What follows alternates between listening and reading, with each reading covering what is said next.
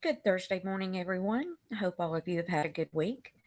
I just wanted to quickly come live and talk to you all about our upcoming Murder and Martinis that will be next Monday, November the 11th at 10 p.m. We are going to be discussing the Susan Smith case. Some of you will remember that was the young mother that pushed her car with her babies strapped into the back seat, 3-year-old Michael and 14-month-old Alexander into John D. Long Lake in South Carolina in 1994. I certainly remember that case very, very well. It just broke my heart. And I don't know, every time I hear somebody mention South Carolina and John D.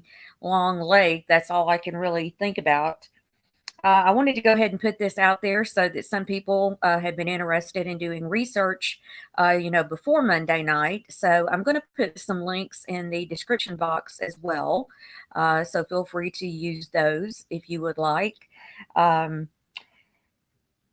Ironically, when we were discussing, Maxine and I, what we wanted to do next, I noticed that this is the 25-year anniversary, or it just has been the 25-year anniversary. Date of the murders was October 24th, and date of arrest was November 3rd. And here we are at November 7th. So, right at 25 years, she finally confessed after 9 days of a search being out for those children. I will never forget watching her cry and beg for her children's return. It's been quite a few years. I read several of the books that came out. Her husband, well, they were estranged at the time, but I remember reading his book that he came out with. I think now he has been remarried and had, more children. Bless his heart. That's got to be something you never, ever get over. And I'm sure he had to be just totally in shock as well.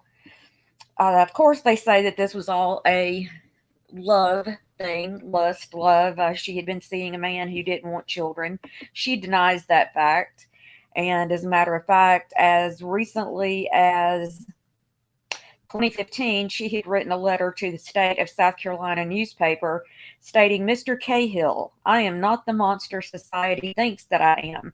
She wrote to reporter Harrison Cahill. I'm far from it.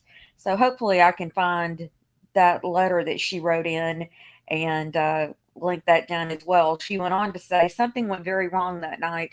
I was not myself. I was a good mother and I loved my boys. There was no motive. It was not even a planned event. I was not in my right mind. David Smith, her husband, says, um, it's always a nagging heartache. It's there every single day. Susan Smith is not permitted to give interviews, and her attorney had not responded. This was updated in People as of last week for the 25-year anniversary. She will be up for possible parole in 5 years, November of 2024. She's also had quite a few um, hiccups while she's been in prison as well. Two correctional officers were caught having sex with her. And let's see, in 2000, Smith, then 28, was disciplined for having sex 4 times with a 50-year-old prison guard. He pleaded guilty and spent 3 months in jail.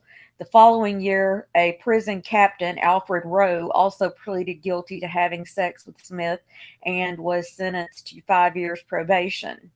So she's also had cutting issues, self mutilation. She's been caught with pot and other things. So a lot to talk about there. A lot to talk about. Opinions on if you think this was a case of wanting to get rid of her children to be with her new lover. Did something really go wrong with her that night? And what about all the trouble that she has been in since then? So hopefully we will see you Monday night, November the 11th, 10 p.m. Eastern Standard Time.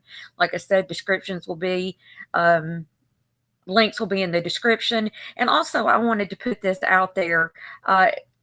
If you're interested in this sort of thing, if you're interested in this sort of thing with Maxine and I, and there's a different night that would work better for you than Monday, or a different time or something, please boy, I'm getting tongue tied, but hey, it's only 6:30 a.m. here. So if there's a better time and day that you would rather, that we could look into, I'm open, and I think Maxine is too, to working around some of those times. I know that, basically we are known in the Bort community. This is not going to be something that everybody in the Bort community is interested in.